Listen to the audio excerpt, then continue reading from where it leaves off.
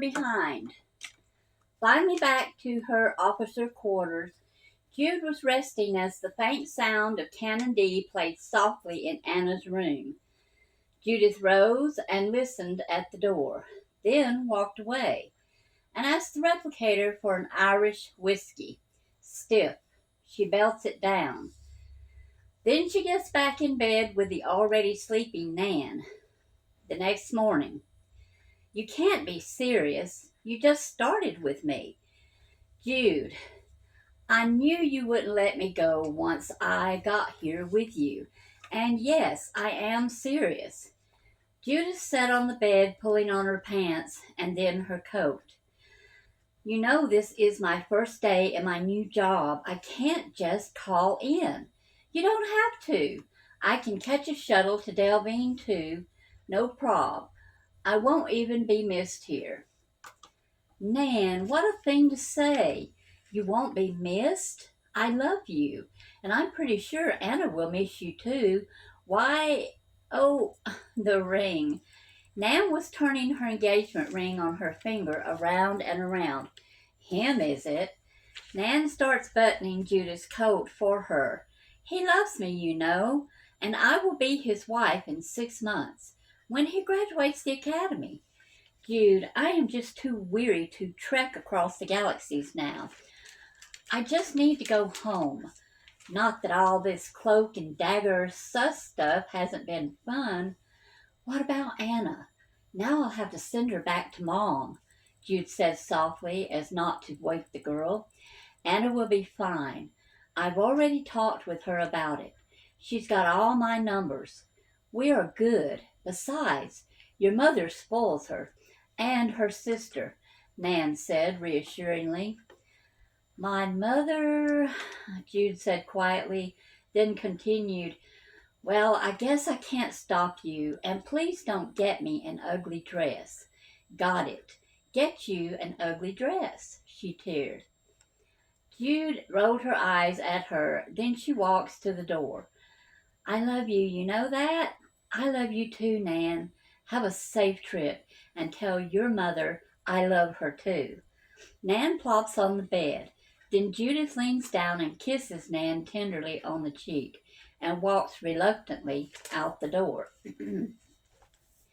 Judith walks on the bridge and Travis, the chief security officer, jumps out of the captain's chair. There you are. Everything's going fine. It's all in my report if you care to read it.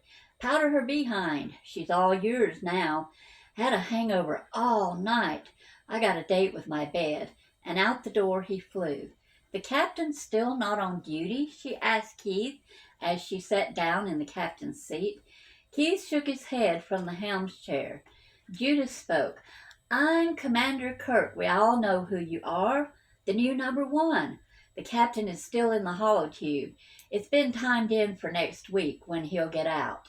Ensign Nathan Leslie, also known as Captain William Kirk, said, rather rude, don't you think? I've been on board all week, and it will be next week when he meets his first officer, she said.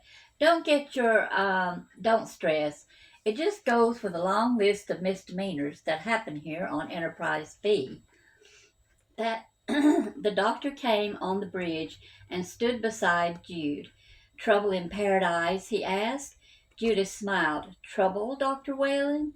Your partner. She left the ship. That's a one-way trip.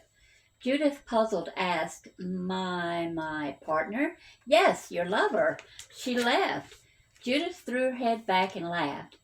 Hard, the first time since she had boarded the Enterprise. Oh, did I do a funny? Yes. Well, no. Nan is my baby sister. She left because she was tired of trekking with me. She loves the old terra firma and her soon-to-be Starfleet graduate husband. You thought he and I... Well, you only ordered a two-bedroom cabin, he said embarrassedly. And besides, he's not a he, he's a she, isn't she? And she goes, oh, I'm so sorry. She goes, I'm just so flustered from having to learn everything. Judith was still laughing as she was telling him this. I do like you, Doctor. You are a jumper. No conclusion is safe from you. The doctor smarted from that and stood there for a short time, then left in a jovial mood for sick bay. Chapter 5. Quick In, Quick Out. Captain Will Kirk sat on the bar stool talking to Guinan when Jude came into 12 forward and sat down beside him. It was a weekday night, and the atmosphere was nothing like the past weekend. That wild weekend nearly made the first officer go running off the ship, especially since she just came in for a coffee and some friendly get to know your crew talk. Coffee, Guinan, please, Jude ordered. Good morning. How is it going today? Jude stared at him. You don't really want to know, do you? Yes, I do, he smiled. Well, the ship itself has been neglected. There's spatial algae on the hull. Obviously, the warning was ignored. The replicators have been modified. A program is in a loop in the holosuite. All the Klingon wars, a lot of blood and guts, and I haven't gotten to visit Little Vegas. I understand the Kardashians are on board as we speak. And Jude, Will said, shaking his head as Guinan set down the coffee, I think this is more than just a quick in and quick out. Clearly, she said before sipping her coffee. Do I owe you credits for this, Guinan? Guinan shook her head and walked away. I'm running out of credits, he said. Yeah, me too. I still haven't met the captain. He's got 2 more days in his holotube from what I've gathered. The crew likes him. Fleet doesn't like him. Starfleet doesn't like him, so he must be a really sorry captain. Got to go. I'm trying to unlock the holosuite. You're not a tech. Ah, yes, I undercovered on the very first holosuite program ever made. I was working with Dr. Terrell Pound, the man himself. I learned a lot from him, but mostly holodeck stuff. Jude smiled. Well, it can't hurt for you to tinker with it. Sure couldn't make it worse. Let me know if you did any plumbing work. The shower jets in my cabin are clogging. I'll send a plumber. Thanks, she smiled, and he walked away. Guinan, do you know how to make southern coleslaw and potato salad? Travis and Keith came in and sat down beside Jude. Then Dr. Whalen came in. There's a rumor going around, Travis, Chief of Engineer B, Security spoke. Chief of Enterprise B, Security spoke. What rumor? Judith smiled. Guinan, we'll talk Southern cuisine later. The Black Sus may be on board. The doctor spoke. That's just a myth. I mean, sus? Well, isn't it? No, they are as real as you and me. I met one once. She was the picture of a Starfleet engineer. Only when the time came, she came out. Starfleet undercover security. Sus. I don't know if she was black, red, or white, but she was sus. The whole ship got turned upside down. The doctor scratched his head. What's a sus anyway? Starfleet undercover security, Jude said. Yeah, they come in when ship security is not enough, Keith said.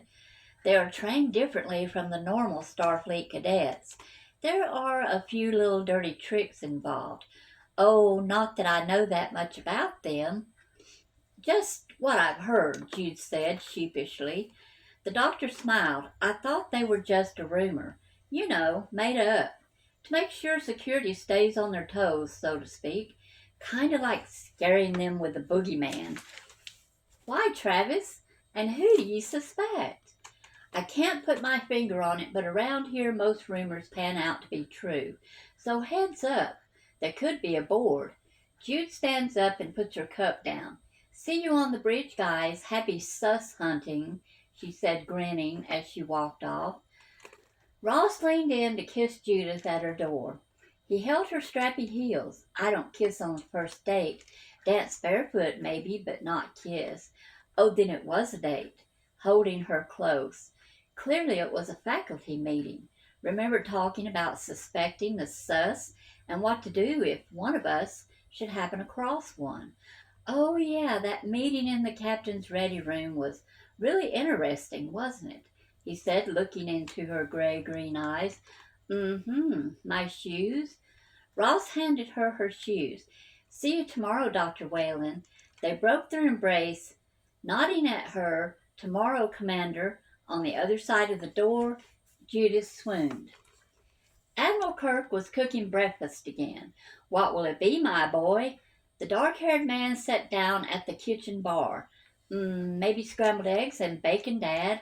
Got it, son. Yes, just enough eggs. Think I'll add some, there it is. Hot sauce, just the thing. What's the plan for today? Well, when Antonio wakes up, we will undoubtedly take Old Blue and case the countryside. Don't worry, we will be back in time for dinner. You are the chef tonight, my boy. Down the stairs, walking slowly, Judith smiles as she tilts her head back and sniffs the aroma coming from Admiral Kirk's cooking breakfast.